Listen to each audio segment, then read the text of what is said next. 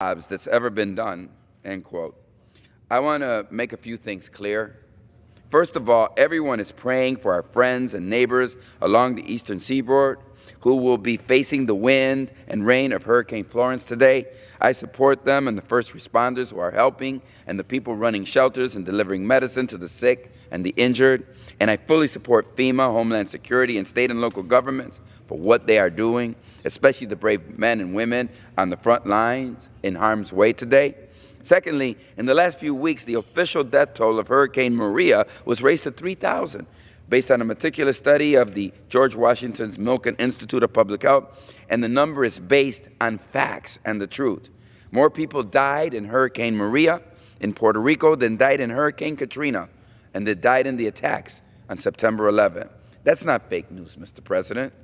The temptation is to fault FEMA and the job they did in Puerto Rico, and I want to make clear, individuals at FEMA and FEMA as an agency did heroic work in Puerto Rico, and FEMA is continuing to do that work.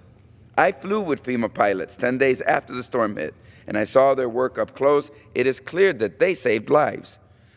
But let me also be very, very clear. With 3,000 people dead, for the president to say that Puerto Rico was a success, a triumph of his presidency, is simply delusional. Only in the president's mind could he give himself an A+. Only in the president's mind could we go a year without an apology to the American people for his incompetence in managing a crisis where 3,000 people died, Mr. President. And now he denies that they even are dead. He takes a man of humility, honor, and compassion to admit that when they've made a tremendous and deadly mistake in caring for the American people, and we know we do not have a man in the White House who is capable of such emotions, of empathy, or basic human decency. And this Congress has failed to provide any meaningful oversight for fear they might embarrass the president with the facts. Thursday will mark 1 year since the storm hit, and think back a year ago. The popular and charismatic mayor of San Juan, Carmen Yulín Cruz, called for help on national TV saying, "People are dying." The president had a meltdown because he doesn't like being criticized by women. So the mayor's words were more than the president could take. Most of us knew at the time, and all of us know now, a year after the storm, the mayor was right, the president was wrong. People died. He was dead wrong.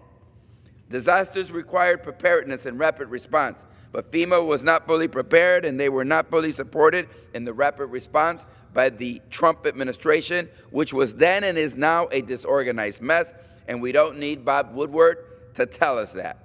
Yes, the massive power of the storm was compounded by decades of neglect from Washington, which contributed to the debt crisis and infrastructure collapse.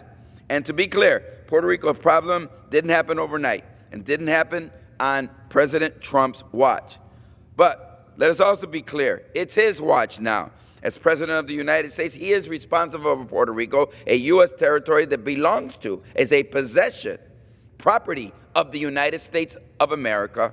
Yes, islands are surrounded by water, Mr. President, in the case of Puerto Rico, deep water. But FEMA and Homeland Security never called the most powerful military in the world, the U.S. military, which has capabilities and capacities well beyond those of FEMA. From the beginning, the president's focus was on damage control from a political standpoint, not damage control from a human life standpoint. The sad truth is that in trying so hard to make sure that the hurricane didn't become Trump's Katrina, we lost far more lives. This was a disaster mismanagement, and that lies at the feet of the president and his administration. What is offensive to many of us is that even though the president dropped the ball, he is now doing a victory dance in the end zone, or shall we call it the dead zone. I pray that his response to the current disaster unfolding along the East Coast will be better and more empathetic.